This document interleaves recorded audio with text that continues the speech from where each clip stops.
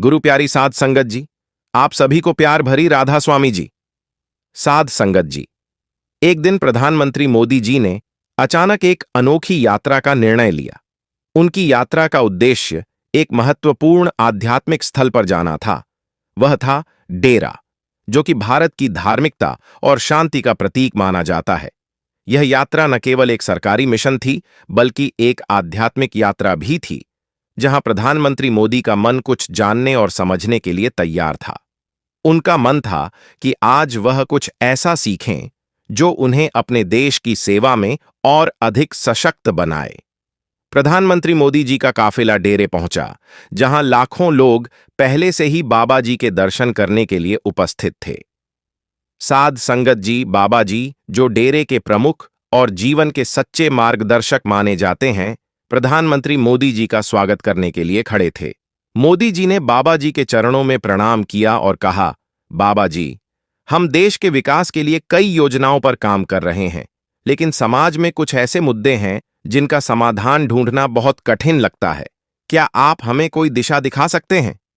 बाबा जी ने मुस्कुराते हुए उत्तर दिया, मोदी जी, सबसे पहले तो आप यह समझिए कि किसी भी समस्या का हल बाहरी दुनिया में नहीं, बल्कि अंदर की दुनिया में होता है।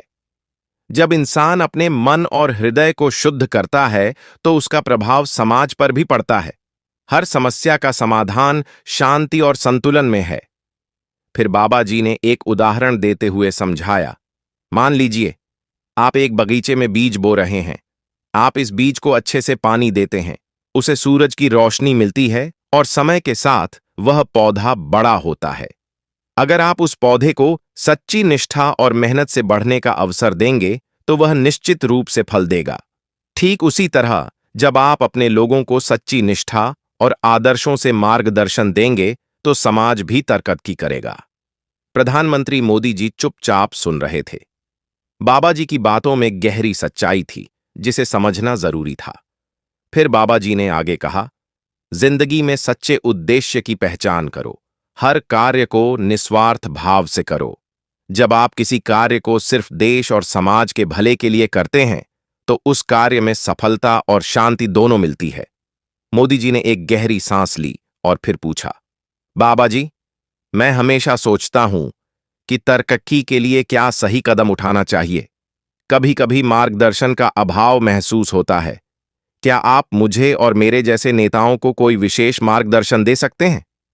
बाबा जी ने मुस्कुराते हुए कहा, एक नेता को कभी भी अपनी जिम्मेदारी से भागना नहीं चाहिए।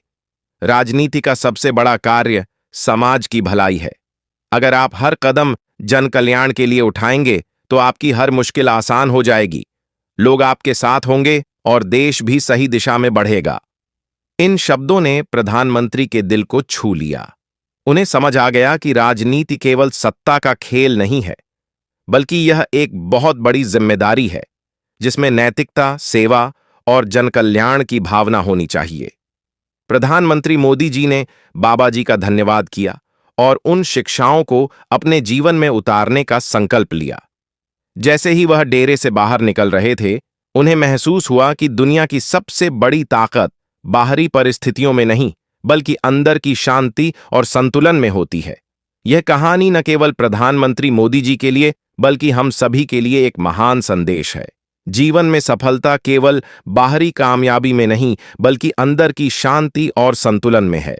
जो लोग आत्मिक शांति की तलाश करते हैं और अपने जीवन को संतुलित रखते हैं, वे न केवल अपनी दुनिया को बदल सकते हैं, बल्कि पूरी दुनिया को भी बेहतर बना सकते हैं।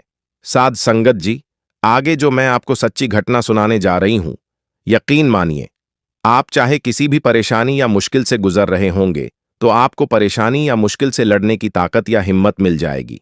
साध संगत जी, वह कहते हैं ना, कैसे करूं शुक्रिया तेरी मेहरबानियों का मेरे मालिक।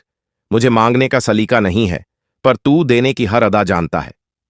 साध संगत जी, आज जो मैं घटी सच्ची घटना आपको बताने जा रही हूं, उसे सुनकर आप किसी भी परेशानी से गुजर रहे होंगे, तो आपको अपने सद्गुरु, अपने बाबा जी पर विश्वास और अटल हो जाएगा।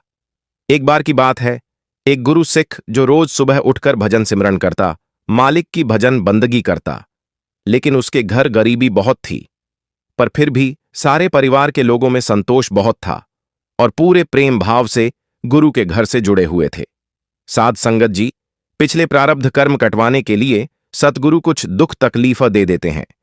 इसी तरह इतनी गरीबी के बावजूद भी उस सिख के पूरे परिवार में इतना संतोष था कि जैसे बाबा जी की मेहर ही मेहर थी।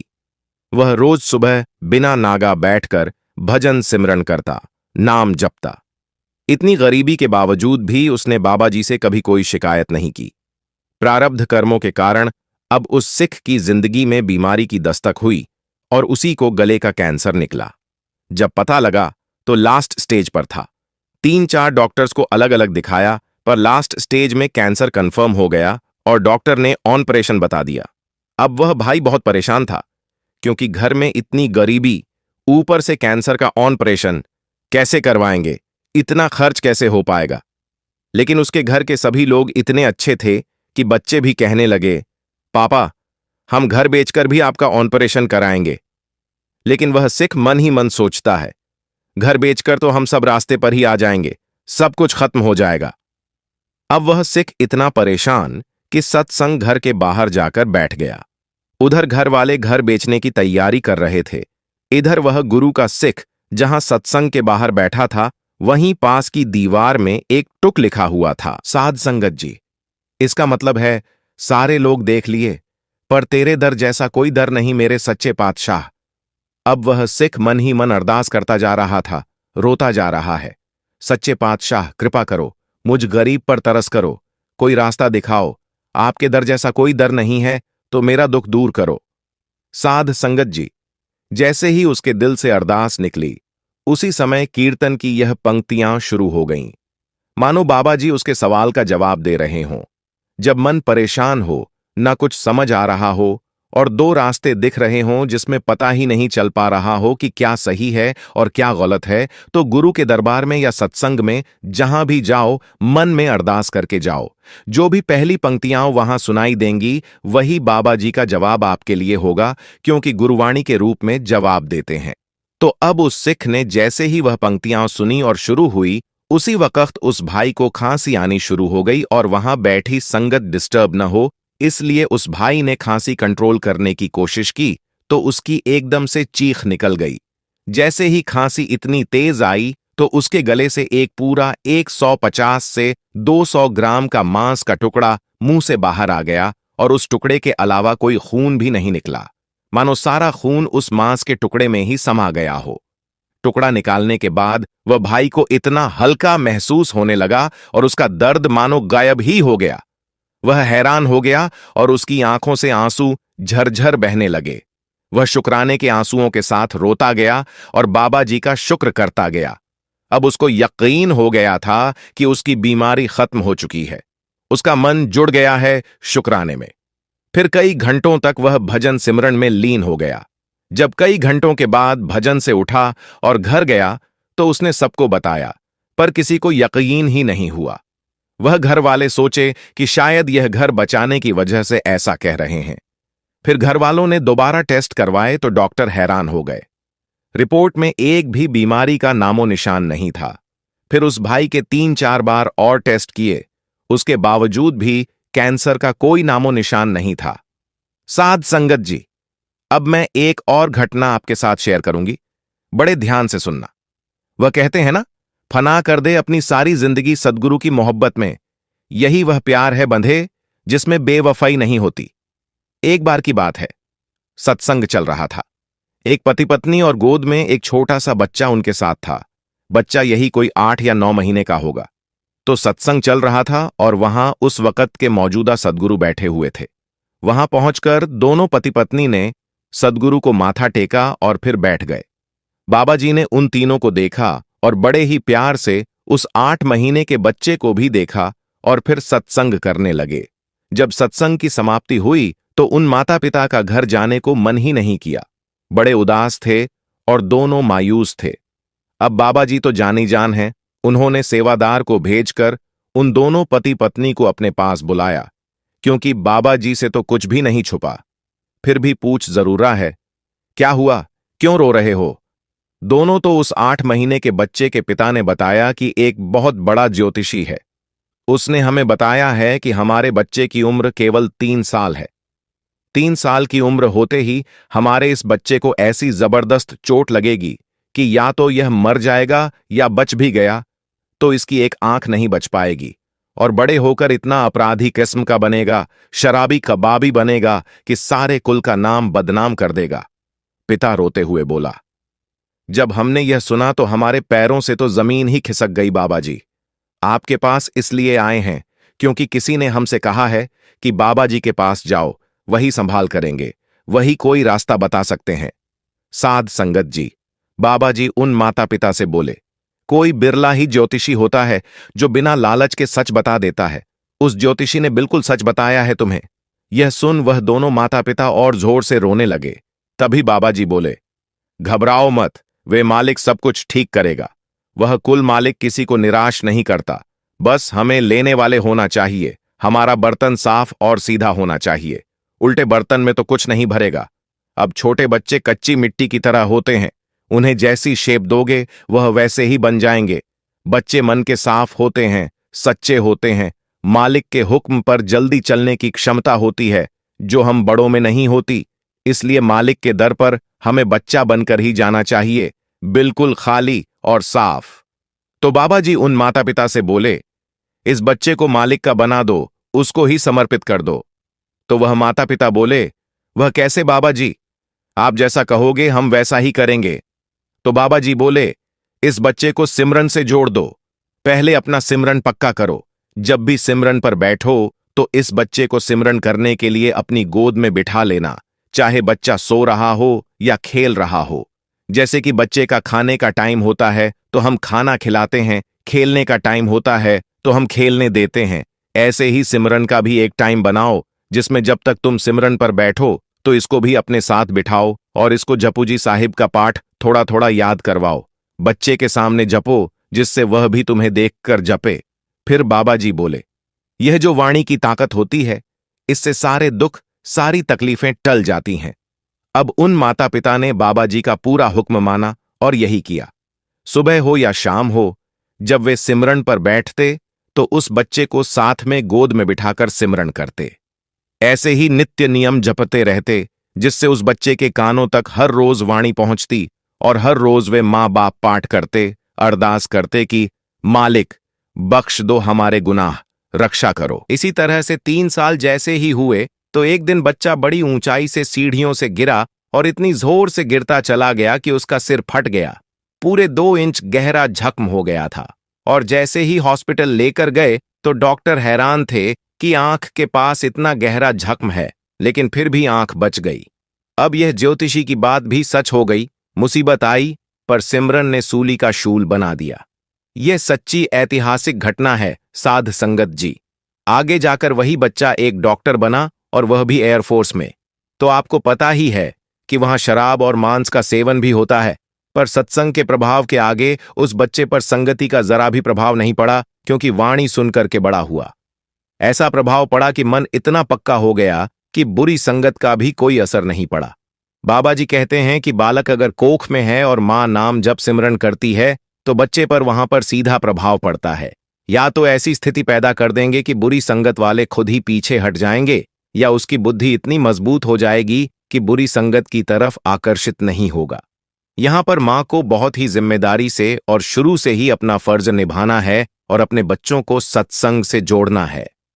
साध संगत जी, आप खुद ही सोचो, अगर हमारे घर भी सत्संग का एंटेना न होता तो क्या आज हम बाबा जी की प्यारी प्यारी बातें सुनते होते? शायद नहीं। तो बाबा जी की प्यारी साध संगत जी, आप कितनी भी परेशानियों से गुजर रहे हो तो भी बाबा जी को अंग संग मानकर विश्वास जरूर करना, जवाब मिलता चला जाएगा, क्योंकि वह मालिक अपने बच्चों के हर पल अंग संग रहता है।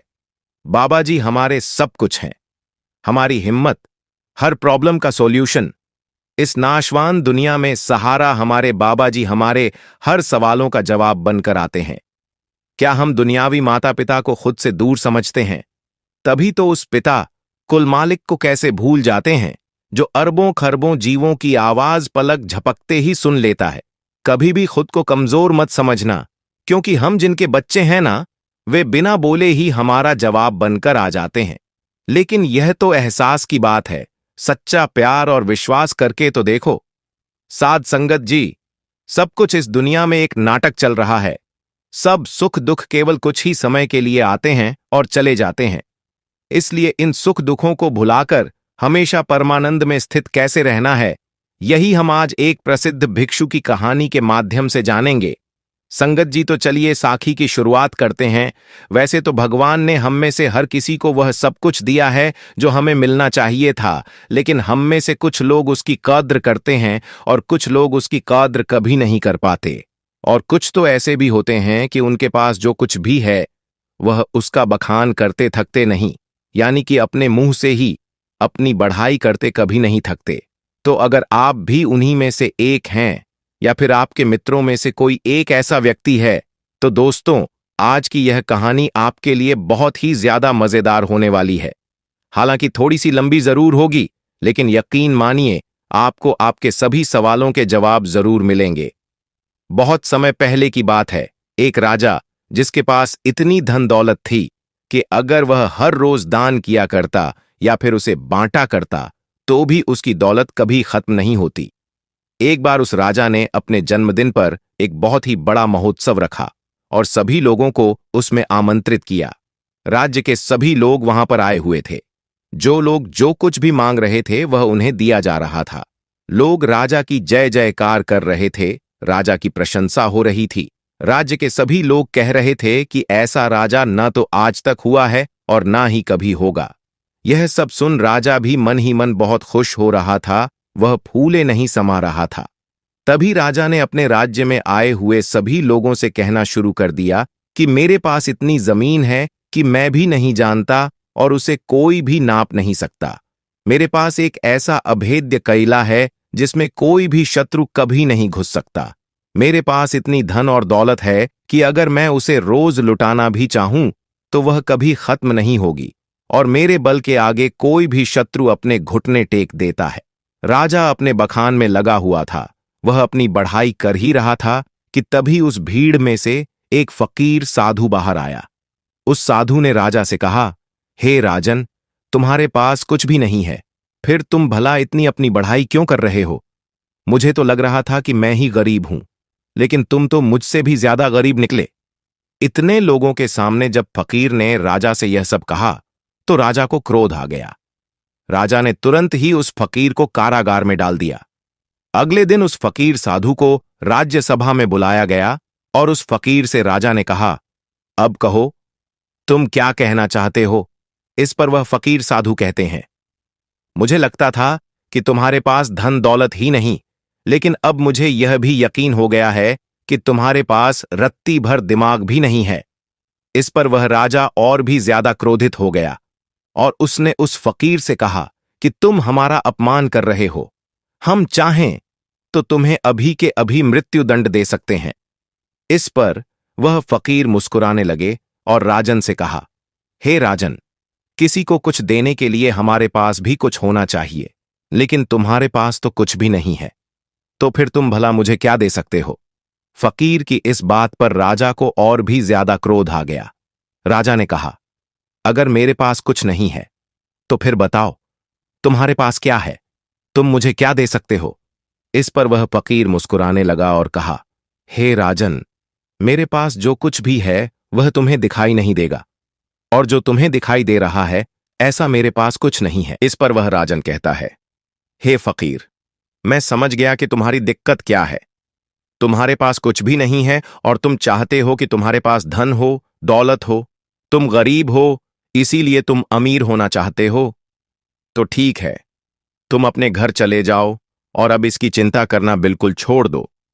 राजा की इस बात को सुनने के बाद वह फकीर एक बार फिर मुस्कुराने लगा और मुस्कुराते मुस्कुराते अपने घर की ओर चल पड़ा।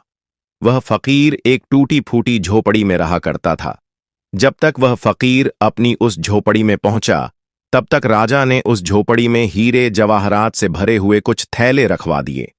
राजा मन ही मन यह सोच रहा था कि जैसे ही वह फकीर इतना धन देखेगा तो वह खुशी के मारे पागल हो जाएगा, और यह सब मैं अपनी आंखों से देखना चाहता हूं। इसीलिए राजा झोपड़ी के पास ही छुपकर यह सब देखने लगा। कुछ देर बाद जब वह फकीर अपनी झोपड़ी में आया तो उसने देखा कि हर तरफ हीरे हीरे फैले हुए थे। और उसके सोने के लिए भी कहीं पर जगह नहीं थी। इस पर उस फकीर ने उन थैलों को निकालकर अपनी झोपड़ी से बाहर फेंक दिया और अपने सोने के लिए जगह बनाई। उनमें से एक थैला जो बच गया था उसे अपने सिर के पास रखा और फिर उसी पर सो गया। राजा यह सब देखकर बड़ा ही आश्चर्यचकित था कि भला यह फकीर कहीं पागल तो नहीं है। इतने सारे धन के थैले रखे हुए थे, उनमें से उसने एक भी नहीं देखा। सारे के सारे थैले उठाकर उसने फेंक दिए, मानो वह धन की थैलियां न हों, किसी ने कचरे की थैलियां वहां पर रख दी हों। यह सब राजा सोच ही रहा था कि तभी राजा के मन में एक और विचार आया। उसने सोचा, लगता है फकीर सफर में रहकर थक चुका था, उसे नींद आ रही थी, जिस वजह से उसने यह सारी थैलियां उठाकर बाहर फेंक दी। लेकिन जैसे ही वह उठेगा तो इन थैलों के अंदर जब इतना सारा धन दिखेगा तो वह जरूर खुशी के मारे पागल हो जाएगा और जो कुछ भी थैले उसने बाहर फेंके हैं वह भी उठाकर अपनी झोपड़ी में ले जाएगा। अब राजा उस फकीर के उठने का इंतजार करने लगा। देखते ही देखते एक पहर बीत गया। वह फकीर नींद से उठा और उसने देखा कि आसपास जो भी थैलियां बची हुई थीं उन्हें भी उठाकर बाहर फेंक दिया और साथ ही साथ वह यह भी कह रहा था, यहां पर किसने इतना सारा कूड़ा कचरा डाल दिया है। उस फकीर ने अपनी झोपड़ी की सफाई की और फिर बाहर आगे की ओर चल पड़ा। यह सब देख राजा बड़ा ही आश्चर्यचकित था। वह सोच रहा था कि लगता है शायद इसे धन की आवश्यकता नहीं है, इसे कुछ और ही चाहिए जिसके पीछे इस दुनिया के अधिकांश लोग पागल हैं और वह सब कुछ चाहिए। राजा ने उस फकीर के आने से पहले उसकी भी व्यवस्था उस झोपड़ी में करवा दी और फिर फकीर के आने का इंतजार करने लग गया। कुछ समय बाद जब वह फकीर वापस आया, अपनी कुटिया में अंदर की ओर प्रवेश किया तो उसने देखा कि कुछ लड़कियां फकीर का इंतजार कर रही थीं, जो बिल्कुल जवान थीं, जिनके अंदर यौवन कूट कूट कर भरा हुआ था। वे सभी अपनी अदाओं से उस फकीर को लुभाने की कोशिश करने लगीं। तभी फकीर ने उन सब की तरफ ध्यान से देखा और कहा, बेटियों, तुम सब यहां पर आए हो तो खाना खाकर जाना, खाना बनाता हूं। उन फकीर ने सभी के लिए भोजन बनाया और सभी को भोजन भी खिलाया। वहां पर उपस्थित जितनी भी लड़कियां थीं, अब उनके पास कहने के लिए कुछ नहीं रहा था। तभी उन फकीर ने कहा, हमारा मन साफ होना चाहिए, तन से कुछ नहीं होता, और हमारा मन तब साफ होगा जब हमारा मन स्थिर होगा। मन की चंचलता हमें लूट लेती है, हम भटकते हैं और सिर्फ भटकते ही रह जाते हैं। लेकिन अगर मन शांत होगा, स्थिर होगा, तो हम उन ऊंचाइयों को पा सकते हैं जिसकी आपने कभी कल्पना भी नहीं की है। सभी लड़कियों ने एक एक करके उन फकीर का आशीर्वाद लिया और वहां से चल पड़ीं, मानो वे सभी लड़कियां अपने पिता से मिलकर घर वापस जा रही हों। राजा यह सब देख रहा था और उसे यह सब देखकर बड़ा ही आश्चर्य हुआ। राजा एक बार फिर से सोच में पड़ गया कि आखिर इस फकीर को क्या चाहिए। इसने धन नहीं लिया, इसने उन स्त्रियों को भी खाना खिलाकर भेज दिया, तो फिर ऐसी कौन सी चीज है जो इस फकीर को खुश कर सकती है, जो इस फकीर को चाहिए। बहुत देर सोच विचार करने के बाद राजा के मन में एक और नया विचार आया और वह सोचने लगा कि एक ऐसी चीज है जिसके लिए लोग परेशान रहते हैं, जिसके लिए लोग षड्यंत्र भी रचते हैं और जिंदगी भर इसे पाने की कल्पना करते रहते हैं, लेकिन यह सबके भाग्य में नहीं होता। यह सब सोच विचार करने के बाद राजा फकीर की झोपड़ी में चला गया। फकीर ने जैसे ही राजा को देखा, उसने राजा से कहा, हे राजन, आइए, आपका स्वागत है। इस पर राजा ने कहा कि मैं आज आपको एक उपहार भेंट करने आया हूं, और यह उपहार ऐसी चीज है जो सबके भाग्य में नहीं होती। ये कुछ ही लोगों को मिल पाती है। इसके लिए लोग लड़ते भी हैं, मरते भी हैं और षड्यंत्र भी करते हैं, और फिर भी यह उनके नसीब में नहीं होता। राजा ने अपना मुकुट निकाला और उसे फकीर के सिर पर रख दिया और कहा कि आज से आप इस राज्य के राजा हैं। इस पर फकीर मुस्कुराने लगा और कहा, हे राजन, आप खुद इतने कंगाल हैं कि आपके पास ले देकर बस यही तो एक चीज बची हुई है। अगर आप वह भी मुझे दे देंगे तो भला आपके पास क्या बचेगा। इस पर वह राजा और भी क्रोधित हो उठा। उसके अहंकार को ठेस लग गई। राजा ने क्रोधित होकर कहा, तुम एकदम मूर्ख हो, तुम्हारे पास खुद तो कुछ है नहीं, और मैं तुम्हें देने की कोशिश कर रहा हूं तो वह भी तुम नहीं ले रहे हो और मुझे कंगाल बता रहे हो। मैंने तुम्हें सुख देने की इतनी सारी कोशिशें की, लेकिन सारी की सारी नाकाम रही। अब मुझे समझ में आ गया है कि तुम इसी कंगाली में जीना चाहते हो, तुम्हें यही कंगाली पसंद है। राजा के मुख से यह शब्द सुनते ही वह फकीर जोर से हंस पड़ा और कहा, जिसे तुम परम सुख बता रहे हो, वह परम सुख नहीं बल्कि परम दुख है। तुम बता रहे हो कि तुम्हारे पास इतनी जमीन है कि कोई नाप नहीं सकता, इतना पैसा है कि अगर तुम बांटते रहो तो भी यह कभी खत्म नहीं होने वाला, और तुम यह भी कह रहे हो कि तुम्हारे बल के आगे शत्रु अपनी हार मान लेते हैं, अपने घुटने टेक देते हैं। लेकिन राजन, तुम यह भूल चुके हो कि यह कभी किसी का नहीं हुआ, यह तुम्हारा भी नहीं होगा। आज तुम्हारे पास है तो यह कल किसी और का होगा और उसके बाद किसी और का। यही प्रक्रिया निरंतर चलती रहेगी। इसीलिए मैं तुम्हें कंगाल बता रहा हूं। इस पर वह राजा फकीर से कहता है, फिर तुम क्या चाहते हो? मैं तुम्हारी तरह बन जाऊं? तुम्हारी तरह यह गंदे कपड़े पहनूं? तुम्हारी तरह कटोरा लेकर दर दर भटकता रहूं, भीख मांगता रहूं? क्या तुम्हें यही चाहिए? क्या तुम इसी को अमीरी कहते हो? अब की बार फकीर ने राजा से कहा, हे राजन, धन दौलत राजपाट और व्यापार यह हम सभी करते हैं और हम सभी को करना भी चाहिए, पर यह याद रखना चाहिए कि यह हमारे लिए है, हम इनके लिए नहीं। जिस दिन हम इनके लिए हो जाएंगे उस दिन हमारे जीवन में कोई भी मकसद नहीं बचेगा। हम केवल धन कमाना चाहेंगे, अधिक से अधिक धन, लोगों को मारकर, लोगों को गिराकर अपनी सत्ता बढ़ाना, लोगों की जिंदगियों से खेलना, बस यही सब मकसद रह जाता है। और जब ऐसा होता है तो सब कुछ गड़बड़ हो जाता है, कुछ भी सही नहीं रहता, क्योंकि जो कुछ भी तुम बटोर रहे हो, यह तुम भूल चुके हो कि एक दिन ऐसा आएगा जब यह सब कुछ तुम्हें छोड़ना होगा और यह सब कुछ यहीं रह जाएगा। और उस दिन तुम्हें यह एहसास भी होगा कि जो कुछ भी तुमने कमाया था वह तुम्हारे किसी काम का नहीं, और फिर तुम अपने आप को गरीब ही महसूस करोगे। इस दुनिया में हर एक चीज हम मनुष्यों के उपयोग के लिए बनाई गई थी, लेकिन जैसे जैसे हम उन चीजों का उपयोग करने लग जाते हैं, हमारे मन में एक भ्रम सा पैदा हो जाता है कि यह सारी चीजें हमारी हैं और हम इसके मालिक बनने की कोशिश करने लग जाते हैं, और हमें ऐसा लगने लगता है कि हमारे पास ही सब कुछ है और हम अपने बड़े बड़े बखान भी करते हैं। और ऐसे भ्रम पालना अच्छी बात नहीं, जैसे कि तुम्हें हो गया है राजन। फकीर की इन बातों को सुनने के बाद राजा उन फकीर से कहता है कि ऐसी बातें तो कोई दरिद्र फकीर ही कह सकता है, क्योंकि उसके पास तो कुछ भी नहीं है, वह गरीब है और गरीबी में ही जिएगा और गरीबी में ही अपनी अंतिम सांसें लेगा।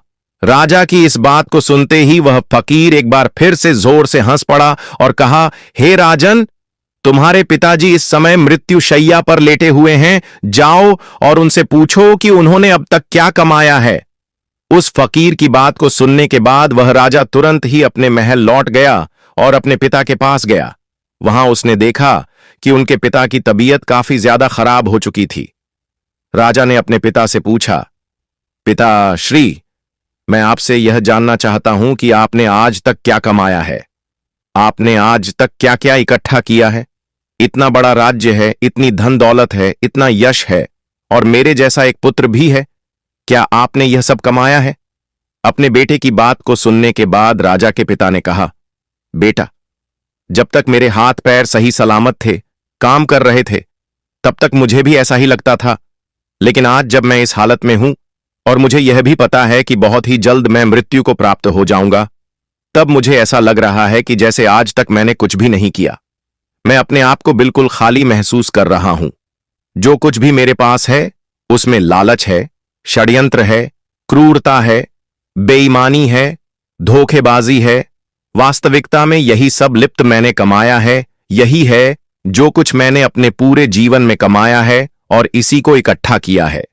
इसके अलावा और मेरे पास कुछ भी नहीं है, और न ही इसके अलावा मेरे साथ कुछ और जाने वाला है। आज मुझे खुद पर हंसी आ रही है। इस महल में मेरे साथ कितने ही ऐसे लोग थे जिन्हें मैं अपना कहता था, जिनसे मेरा लगाव था, लेकिन आज वह मेरे साथ नहीं है। यहां तक कि तुम भी मेरे साथ नहीं हो। इतना बड़ा मूर्ख और कौन हो सकता है? पिता के मुख से यह सारी बातें सुनकर राजा के मन को बड़ी ठेस लगी। उसे बड़ी तकलीफ हुई। वह तुरंत ही उन फकीर के पास वापस लौटा और उन फकीर से कहने लगा कि जो तुम कहते थे वह बिल्कुल सही है। तुम कह रहे थे कि मैं कंगाल हूं, मैं गरीब हूं और मेरे पास देने के लिए कुछ भी नहीं है। तुम बिल्कुल सही कह रहे हो, लेकिन मैं अमीर बनना चाहता हूं और मैं अपनी अमीरी लोगों में बांटना चाहता हूं। तो यह मैं कैसे कर सकता हूं ताकि मैं अपने अंतिम समय पर यह ना कह पाऊं कि मेरे पास कुछ भी नहीं है। राजा की इन बातों को सुनने के बाद फकीर ने राजा से कहा, तुम्हारे पास जो कुछ भी है, धन दौलत, वैभव, इन सभी को सही ढंग से उपयोग करो और तुम अमीर हो जाओगे। अगर तुम सही उद्देश्य के साथ अपने कार्य को करते रहोगे तो उसका फल भी तुम्हें अच्छा ही मिलेगा। इस पर वह राजा फकीर से कहता है कि आखिर इसमें सही क्या है, यह आप ही मुझे बताइए। राजा के इस सवाल का जवाब देते हुए फकीर कहते हैं कि धन कमाओ और धन के मालिक बनो, लेकिन याद रखना कि कभी भी धन को अपना मालिक मत बनने देना। तुम राजा हो तो राजा के अपने कार्य को भी पूरा करो, प्रजा का ख्याल रखो, लेकिन प्रजा को लूटकर अपना धन, अपना वैभव मत बढ़ाओ। अपनी प्रशंसा खुद मत करो। ऐसे कार्य करो जिससे लोग तुम्हारी प्रशंसा करें, और जिस दिन लोग तुम्हारी प्रशंसा करना शुरू कर देंगे उस दिन समझ जाना कि तुमने अपने जीवन में कुछ अच्छा कमाया है जो तुम्हारे साथ जा सकता है। इस संसार में सभी भौतिक चीजों से अपने आप को जोड़ना छोड़ दो, क्योंकि यह सारी चीजें नश्वर हैं और यहीं पर रह जाएंगी, जैसे कि तुम भी नश्वर ही हो। तुम आए तो अकेले ही थे, लेकिन तुम अपने साथ अपने कर्म लेकर जाओगे। और यदि मान लीजिए आपने 9 बजे का समय तय कर लिया है कि आपको ठीक इसी समय पर सोना है, तो इसके लिए आपको करीबन 2 घंटे पहले से ही इसकी तैयारी शुरू कर देनी चाहिए। यदि आप ऐसा सोचते हैं कि मैंने 9 बजे ही भोजन कर लिया और 9 बजे ही मैं बिस्तर पर चला जाता हूं और उसके बाद मुझे गहरी नींद आ जाएगी, तो यह आपका वहम है। क्योंकि यदि आप सचमुच योग निद्रा का आनंद लेना चाहते हैं, इसे अपने जीवन में उतारना चाहते हैं, तो आपको करीबन 2 घंटे पहले से इसकी तैयारी शुरू कर देनी चाहिए। इसके लिए आप जितना जल्दी भोजन कर लेंगे उतना अच्छा है। मान लीजिए कि आप 9 बजे सोना चाहते हैं, तो आप करीबन 7 बजे भोजन कर लें, जिससे आपको आपके खाने को पचाने के लिए थोड़ा समय मिल पाएगा। लेकिन क्या आपने कभी यह देखा है कि जैसे ही हम खाना खाते हैं उसके कुछ देर बाद ही हमें नींद आने लगती है? ऐसा इसलिए होता है क्योंकि हमारा शरीर उस खाने को पचाने के लिए अपनी पूरी ऊर्जा लगाने के लिए तैयार हो जाता है, और ऐसे समय पर हम थकावट महसूस करते हैं और हमें नींद आने लगती है। और ऐसे समय पर हमारे शरीर को अत्यधिक आराम की आवश्यकता भी होती है, और जब हम सो जाते हैं तो नींद में हमारा शरीर यूं ही काम करता रहता है, वह उस खाने को पचाने में जुटा रहता है जो हम सोने से पहले खाकर सोए होते हैं। इसीलिए आप रात्रि का भोजन जितनी जल्दी कर लेंगे उतनी ही जल्दी आपका भोजन पच जाएगा और आप एक गहरी नींद ले सकेंगे।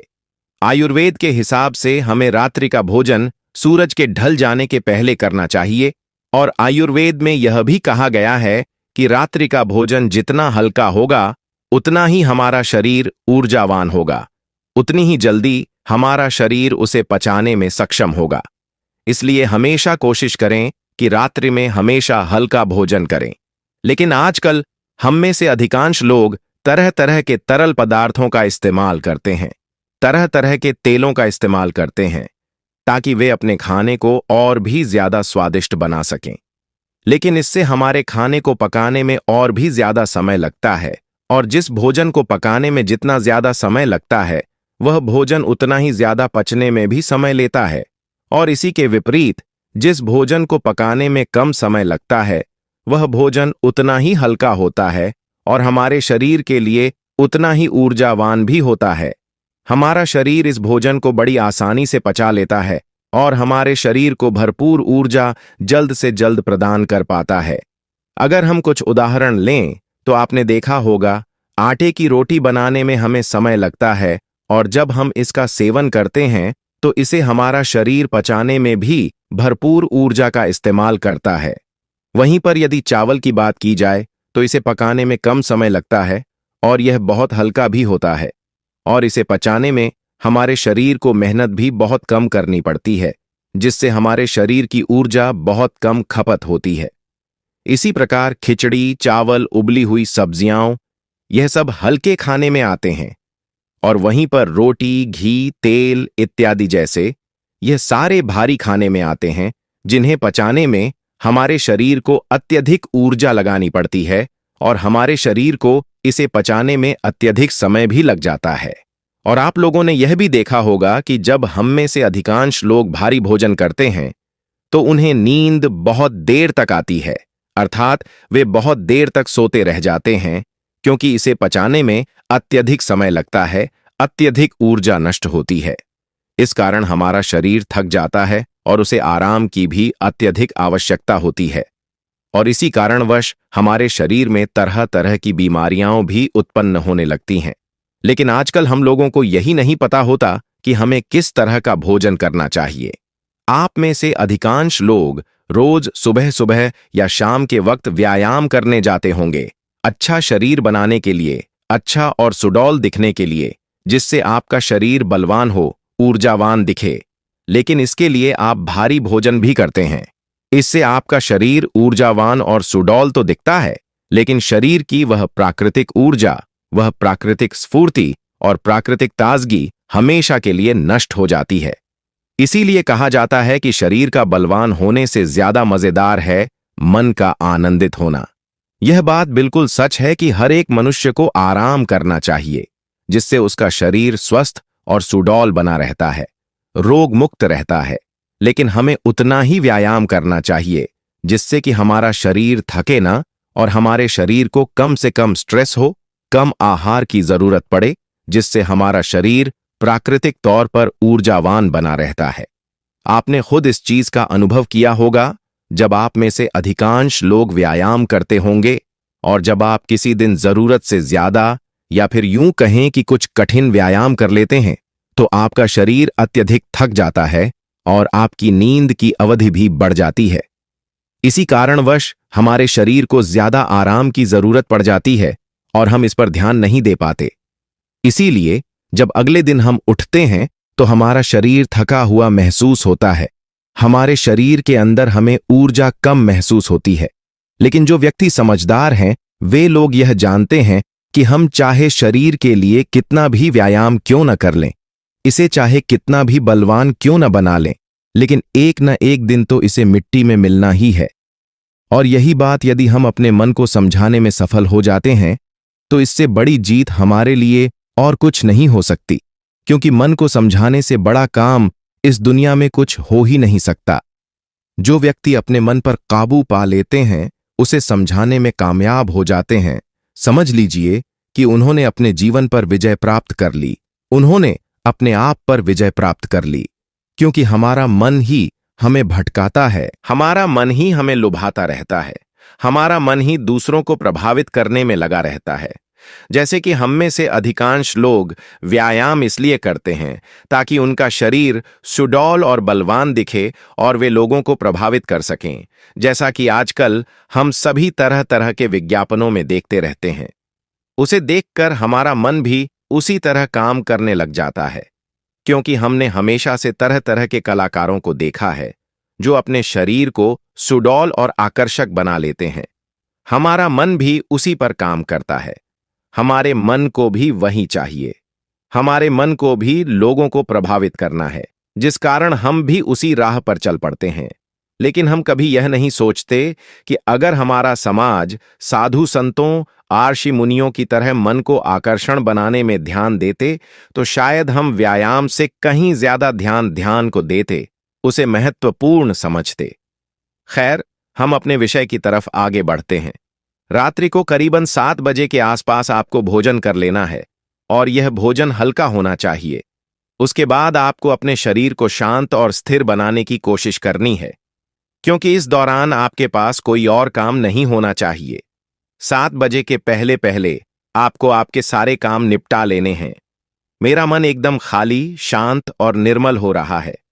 यदि आप ऐसा भाव स्नान करते वक्त मन में रखते हैं तो आपका मन शांत होने लगेगा और आप अपने आप को स्थिर करने में भी धीरे धीरे कामयाब हो ही जाएंगे।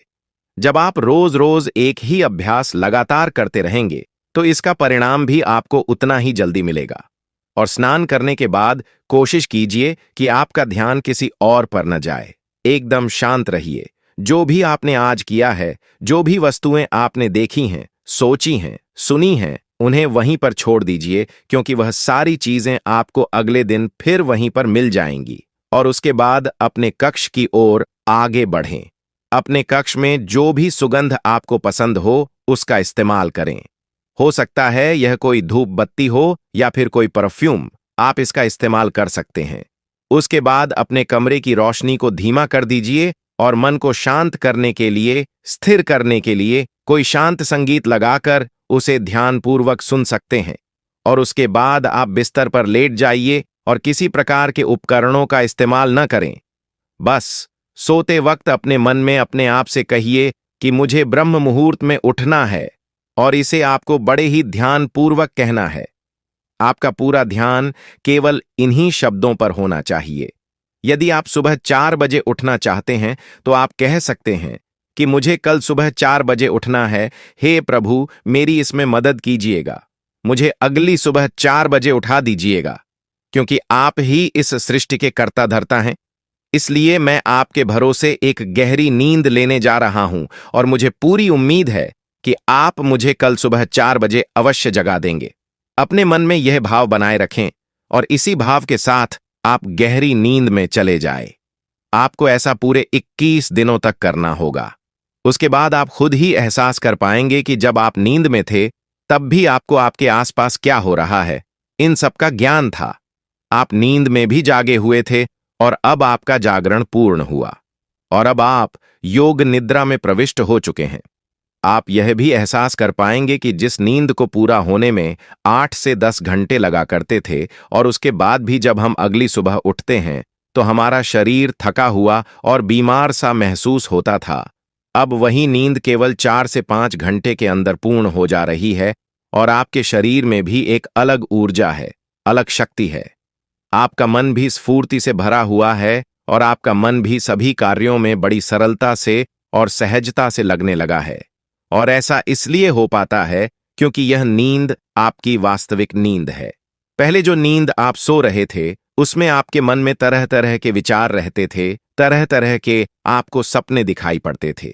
आपका मन, आपका मस्तिष्क पूरी रात्रि भर काम करता रहता था। आपका शरीर आपके भोजन को पचाने के लिए कार्य करता रहता था, जिससे आपकी ऊर्जा नष्ट होती रहती थी। इसी कारणवश जब आप उस नींद से उठते थे तब भी आपका शरीर उसी प्रकार थका हुआ, हारा हुआ और कमजोर दिखाई पड़ता था। लेकिन जब आप इस प्रक्रिया का इस्तेमाल करेंगे तो उसके बाद न तो आपके मन में कोई विचार होंगे, न ही आपका शरीर थका हुआ होगा और न ही आपके शरीर को किसी प्रकार की किसी क्रिया को करने की कोई आवश्यकता पड़ेगी। आपका मन, आपका दिमाग पूरी तरह से शांत होगा और जब आप अगली सुबह उठेंगे तो आपका शरीर पूरी तरह से ऊर्जावान बना रहेगा। आप किसी भी कार्य को पूरे मन और लगन के साथ पूरा करेंगे। न ही आपको आलस्य आएगा और न ही आप थकेंगे और न ही आपको पूरे दिन पर किसी प्रकार का कोई तनाव महसूस होगा। आपका पूरा दिन तरोताजा हुआ रहेगा। आपके लिए एक नए दिन की शुरुआत होगी। आप हर काम में आनंद लेंगे। योग निद्रा में पहुंचने के बाद आपका ध्यान करना भी अत्यधिक सरल हो जाता है। आप बहुत जल्दी ही गहरे ध्यान में उतर जाते हैं। रात को योग निद्रा लेने के बाद ब्रह्म मुहूर्त में किया गया ध्यान सबसे लाभकारी होता है। इसीलिए जब भी आप योग निद्रा से उठें तो कोशिश कीजिएगा कि कम से कम 1 घंटा आप ध्यान के लिए अवश्य निकालें। ध्यान ही वह मार्ग है जिससे आप उस असीम शक्ति को समझ पाएंगे, उसे पहचान पाएंगे, उस विराट रूप को देख पाएंगे। आप उसे देख पाएंगे जो इस कण कण में बसा हुआ है। आप वह सब कुछ देख पाएंगे, समझ पाएंगे जो आज तक इन शास्त्रों में लिखा गया है। इन शास्त्रों का निचोड़ अब आपको तब हो जाएगा जो आज तक ये आर्षि मुनि हमें सिखाते रहे हैं, जिस पर पूरा आध्यात्म टिका हुआ है, हमारे शास्त्र, वेद और ज्ञान। यह सब कोई पढ़ने या रटने की चीज नहीं है, यह तो अनुभव है। इसका हमें अनुभव ही करना चाहिए। यदि आप इसे रटने का प्रयास करते हैं तो आप कुछ नहीं हासिल कर सकते। इसका आपके जीवन पर कुछ असर नहीं होगा। यह ज्ञान केवल आपके मस्तिष्क के ऊपरी भाग और मन के ऊपरी भाग पर ही रहेगा। यह कभी आपके मन को प्रभावित नहीं कर सकेगा, जिस कारण यह हमारे मन में एक तनाव पैदा करेगा। जिससे हमारे जीवन में भी तनाव उत्पन्न होने लगेगा। लेकिन यदि आप इन चीजों का अनुभव करते हैं तो यही ज्ञान, यही वेद, यही शास्त्र आपके लिए आनंद का कार्य करेंगे। आपको हर जगह आनंद की अनुभूति होगी।